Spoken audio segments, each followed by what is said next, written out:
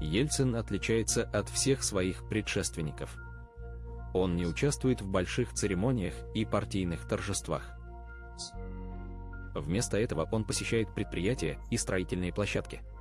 Но его политические амбиции не являются секретом. На пленуме ЦК КПСС он критикует медленные темпы перестройки и оскорбляет Горбачева.